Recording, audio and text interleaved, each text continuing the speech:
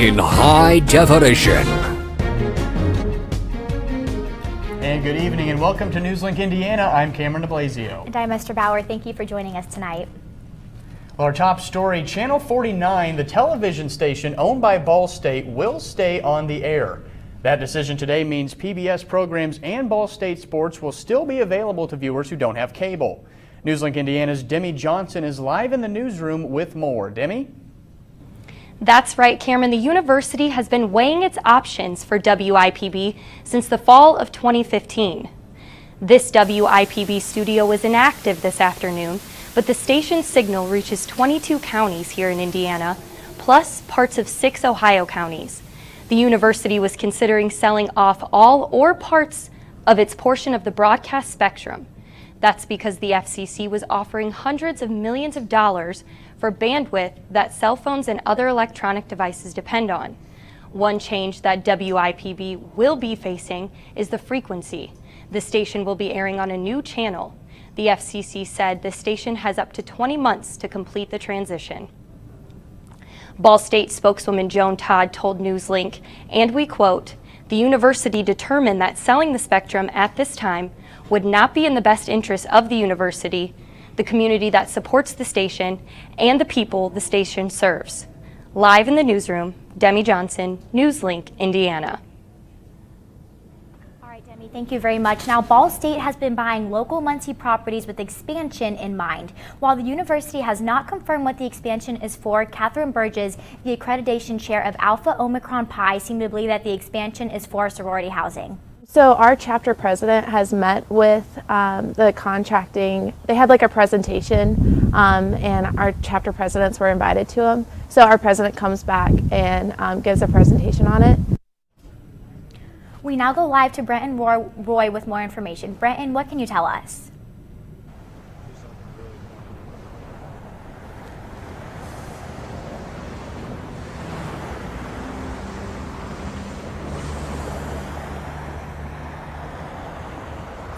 Yes, Esther, these lots are located just here across from the First Presbyterian Church. The university has been buying up nearly a dozen properties in this area since 2009 on Riverside, and some of these houses have not been demolished just yet. As Burgess said, contractors have been meeting with sorority leaders since last year, showing them blueprints of houses, and they now know that their dues are going to be going up.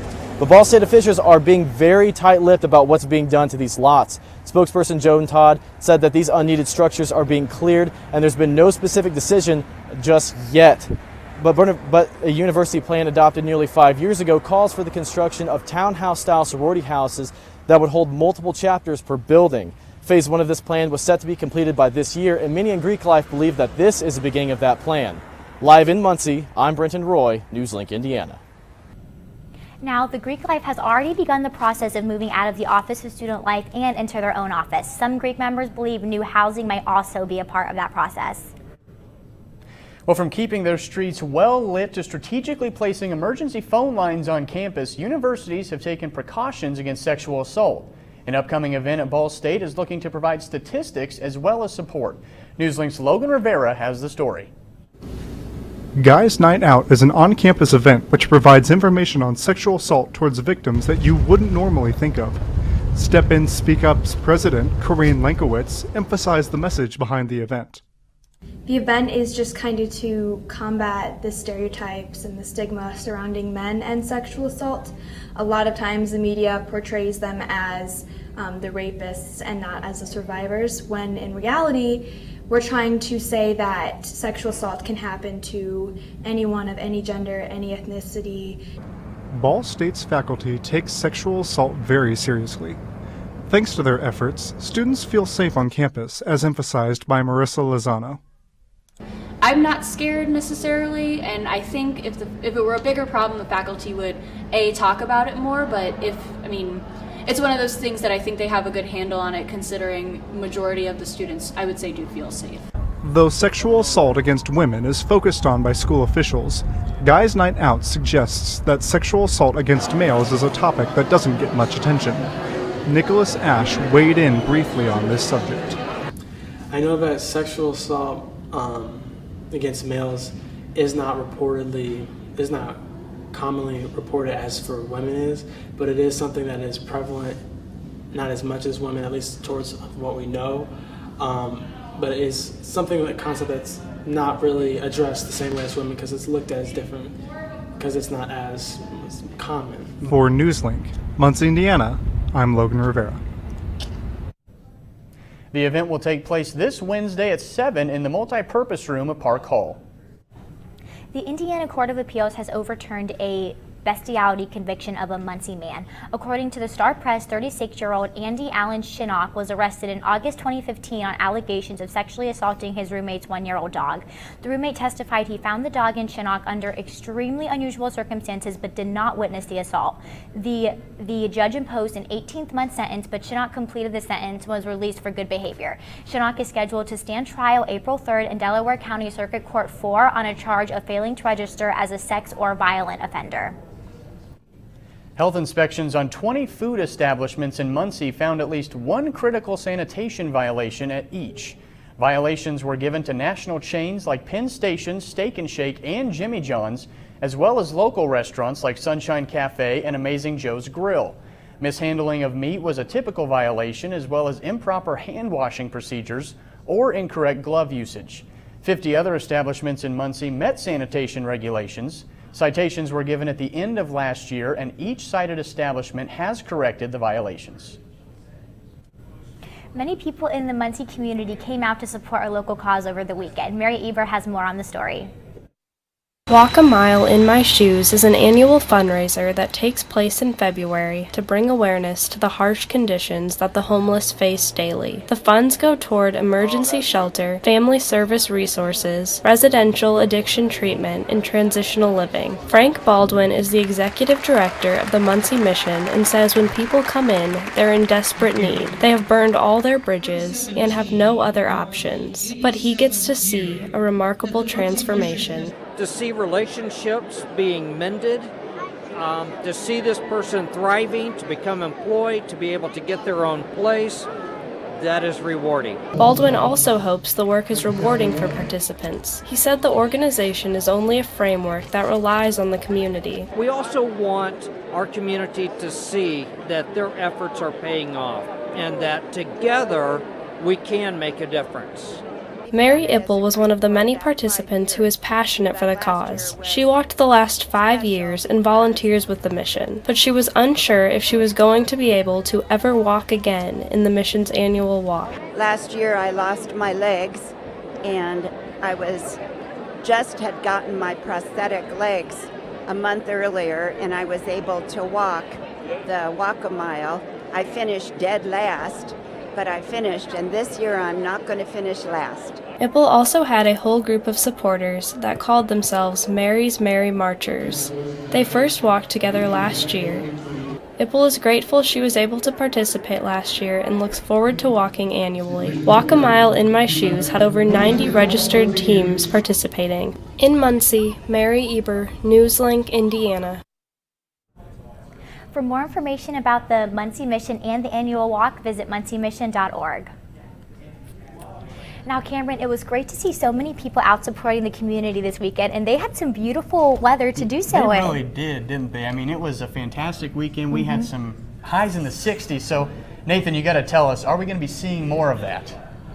Well, guys, not to ruin the surprise, but there is something in store for the weekend that everyone's going to like. They had a wonderful weekend this past weekend for Walk a Mile in My Shoes, but morning lows this morning were quite chilly. Look at these, 28 degrees here in Muncie, 23 in Indianapolis, a chilly start. We did warm up today. We did get up to 46 as our daytime high. However, temperatures currently sitting at 35 here in Muncie, 37 in Indianapolis. For tomorrow, for Valentine's Day, make sure that you get out and enjoy the sunshine. 50 degrees is our expected high tomorrow, and then you will need that light jacket and sunglasses if you're headed out. Coming up, we'll talk more in detail about that Valentine's Day forecast, the departure from average in the mild weekend that is in store. Coming up. All right, Nathan, we are looking forward to your full coverage. Now, will you be missing your significant other this week? Find out how you can still celebrate miles apart.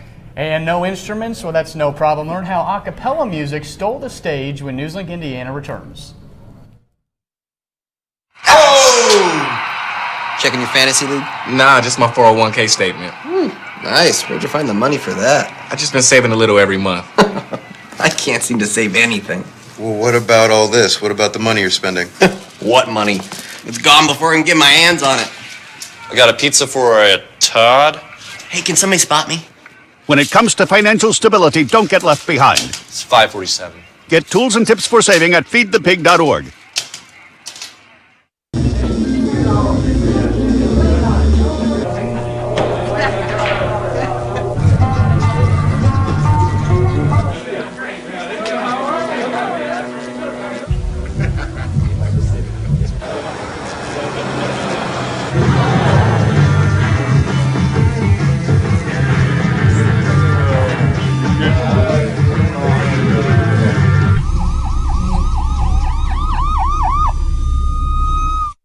So I've come up with a family emergency plan. Great. What is it? It's difficult to talk about, so I'm not telling you. How will we know what to do? You won't. I'm so glad I won't have to remember anything. And me too. Thanks for this, sweetie. Talk to your kids about who to call, where to meet, what to pack. Visit ready.gov/kids for tips and information. So, I just moved in with this family, and it's embarrassing. The little one, he likes to go outside and crawl around in the giant litter box. I don't know what he's doing. I mean, I was born and I knew how to use the litter box. Look at that! That's disgusting! Oh, poop already! You're making me nervous. Oh, okay, I can't look at this anymore. I really hope he grows out of this, for his sake. Alrighty, welcome back to NewsLink Indiana. Now, while your loved ones may not be close by this year, one group has made it easier to send your love in a different way. The Magic City Music Men are providing a special Valentine's Day sing-a-gram to anyone in the state. The Barbershop Quartet performs at events throughout the year, but participates every year in an event they call an unforgettable experience. Something unique about the chord structure that we do that nobody else does. And so when people hire us to go into the community and sing, maybe they're thinking about having entertainment for something, they hire us to come out. That helps us to continue to do what we're supposed to be doing, which is encouraging other people to hear it and then encouraging people to come and participate with it. And it's amazing. We've seen it transform young people's lives and old people's lives and everybody in between. I mean, we've had people that have had health benefits, like he said, where they felt like they were not going to live very much longer, but then something about the music keeps them rejuvenated and going, and that's what we're about. So yeah, I mean, it's cool to have the singing, but it goes so much deeper. And for more information on how you can send a sing-a-gram or how you can get involved, please visit their website at magiccitymusicmen.com. And a couple of other singing groups were showcased closer to home this weekend. Joel Riley has the story.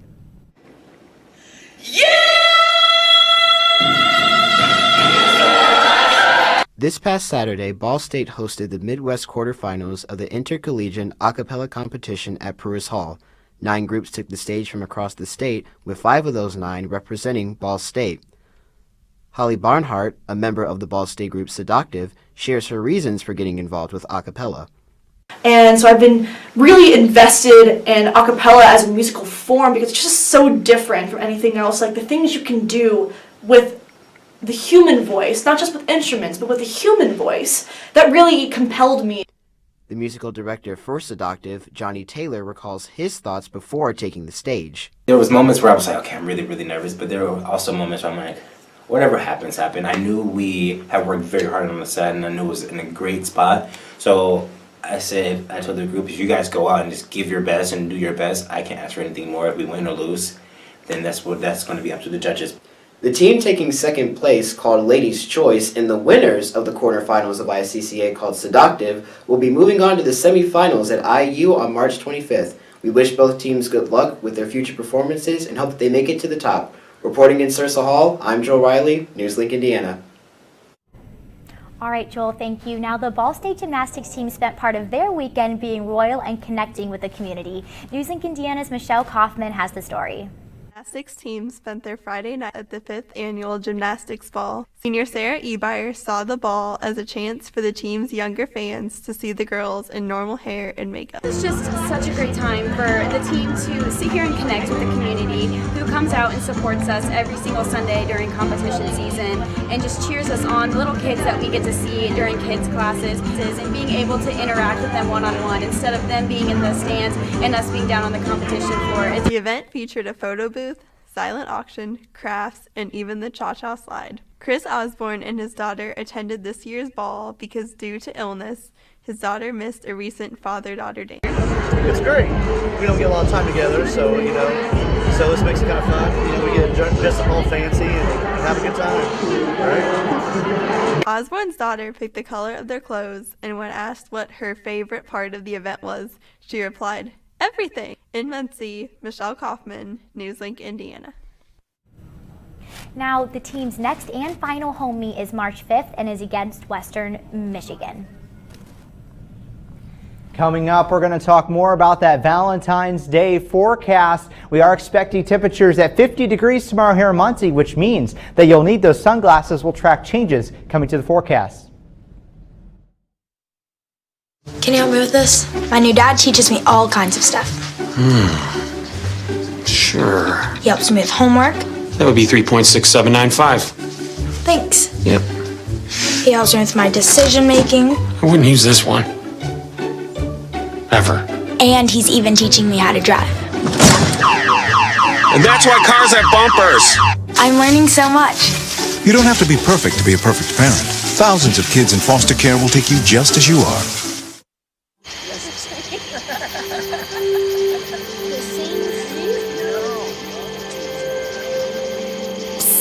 They're coming. Places, everybody. Light check. 1, 2, 1, 2. Everything looks good on our end. And lights. Come alive with the forest. Visit discovertheforest.org to find a forest near you.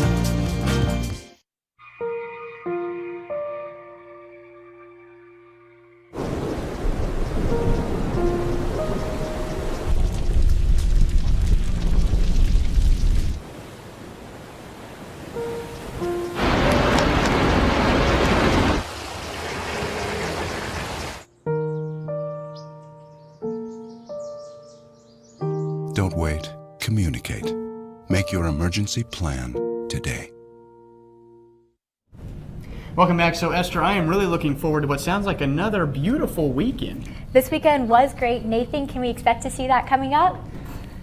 Yes, Cameron and Esther, we can, because last week was a roller coaster. This week is the calm after the storm. Let's take a live look over McKinley Avenue. You notice that there's just a few cars out, a few people out and about this evening. However, it is chilly, so if you're still headed out, make sure to pack a jacket and maybe even a hat and glove. 35 degrees is what we're currently sitting at. The southwest wind at 5 miles per hour is pumping a little bit more mild air into the atmosphere. However, temperatures have changed in the last 24 hours. Look at this temperature change map. 4 degrees colder here in Muncie, 3 degrees colder in Kokomo, only 1 degree cooler in Indianapolis. But you did notice there's some brighter colors returning. That means temperatures are actually going up, which is looking good for us. Precision cast temperatures over the next 24 hours basically paint the picture that we'll basically sit here in the mid-30s in the overnight hours. We'll warm up for Valentine's Day tomorrow, and then we'll cool right back down to right where we should be for this time of year. Tonight we are forecasting a low at 31 degrees. It will remain chilly. More clouds will build into the area with the south wind at 10 to 15 miles per hour. For the Valentine's Day forecast tomorrow, you need to get out and enjoy it, because look, sunshine is in the forecast. 50 degrees is our forecasted high. However, breezy conditions are expected, and this is what we're going to paint with the wind gust map. The reason we pull this up is that, see these brighter colors on the map? That means wind gusts are much stronger. And so southwest at 3 miles tonight, and then by the time we get into the early parts of tomorrow morning, we begin to see the winds pick up at southwest at 15 miles per hour. And then later on in the evening on Tuesday, we can see wind gusts up to 30 miles per hour possible here in Muncie. Precision cast, I bring this up because we're going to have a quiet week overall. We're not going to see see too much. By Tuesday 10 a.m., clear skies, a few clouds hanging out and about. You do see a few snow flurries that do pop up, but we just don't have the atmosphere or the moisture to be able to support any type of precipitation over the next 7 days. Look at this. Next 7 days, beautiful conditions. Though sunshine has returned back, but look, as soon as we get to Thursday, sunny skies return, a high at 40 degrees. By the time we get to Friday, 55 and sunny conditions by the time we get to the weekend. This is the surprise that I teased to earlier. 61 degrees is expected as the daytime high on Saturday. That is an extreme departure from normal, what we expect to see in the month of February. So if you're not excited about the weather, then I don't know who else would be. Yeah, I think I'll definitely take it for sure. Okay, thank you very much, Nathan. Alrighty, Peters, what's coming up in sport? Well, big fan of that weather, first off. I'm all for the abnormal there. Ball State football gets a new defensive coordinator. After a few weeks, we'll learn who that is. And man, Ball State basketball needs a win tomorrow. They need a lot of wins down the stretch. We'll catch up with head coach James Whitford on the other side. Here's to the things that can keep us safe. Those we use all the time with hardly a thought. Those that are silently standing by to save our lives. And now, those that we carry with us everywhere we go.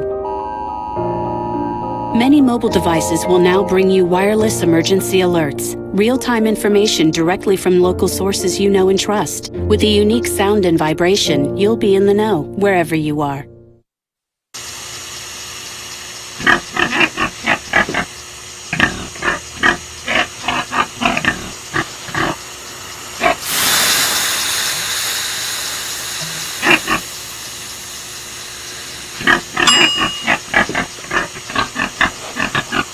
Cook foods to the right temperature using a food thermometer. 3,000 Americans will die from food poisoning this year. Keep your family safer. Check your steps at foodsafety.gov.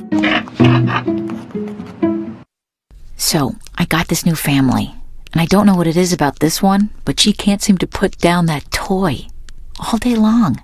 Tap, tap, tap, tap. Oh, and she even talks to it. She talks to that more than she talks to him. What's up, bro? Nice shirt. Who's she talking to? Her mom? She talks to her mom a lot. You wanted to be a teacher when you were little, but things changed. Teaching didn't seem that cool anymore, so you decided to become something else. But what would your 12-year-old self say? Amazing things are happening in teaching, so it's time to put it back on your list. Don't try to convince yourself otherwise. You had it right the first time.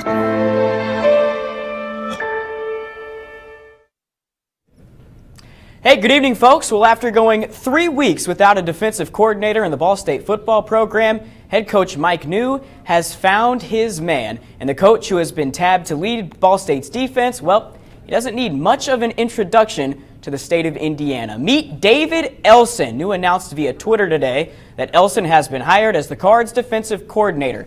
Elson is the third to hold that position in as many years at Ball State. Tim Dowse, of course, led the defense in 2016 before taking a similar job at Western Michigan last month. Elson is originally from Indianapolis, played his college football just down the road at Butler in the early 1990s. He was the head coach at Western Kentucky from 2003 until 2009. Elson was most recently the defensive coordinator at Western Illinois. We will have more on this story tomorrow.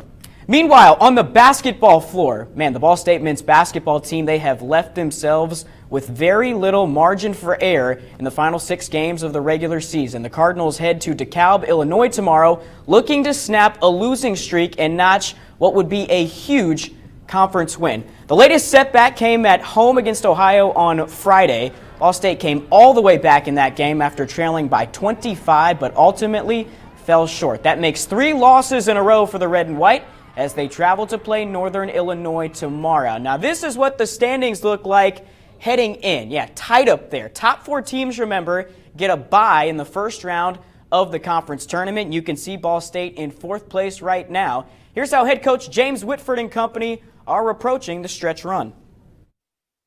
We've addressed the standings, and I think just to kind of help them keep their focus. But our concern is mostly about trying to get 10% better from now to March 1st, which I think is within our grasp. I know is within our grasp, and if we can do that, everything else will take care of itself. We always try to keep the focus on things that we control. Now that last loss on Friday was tough, but there was a bright spot. Freshman Kyle Mallers. He sparked the comeback with 6 points and 7 rebounds, all in the second half.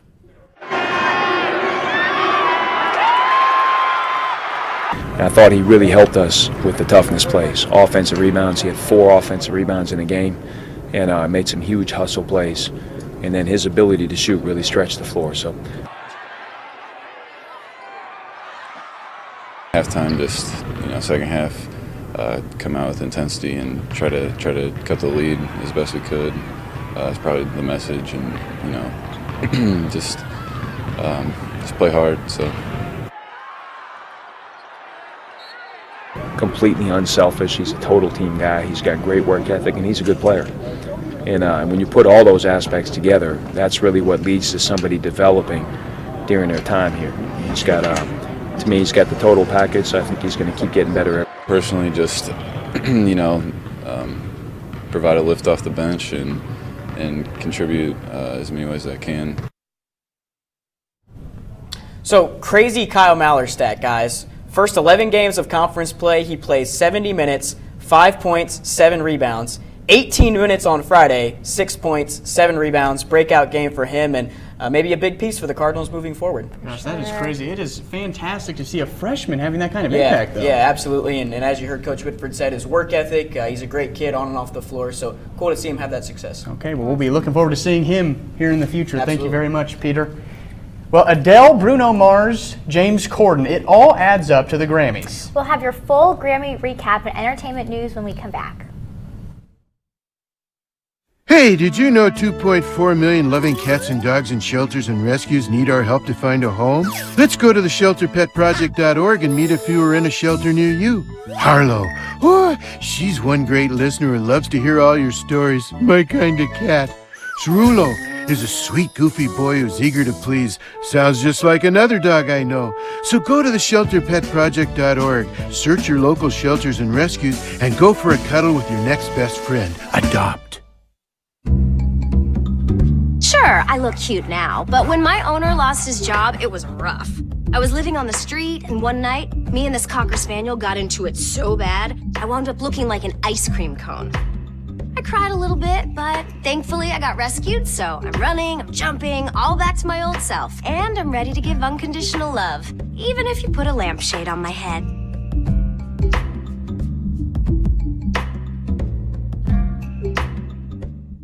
There's one thing you can never have sex without.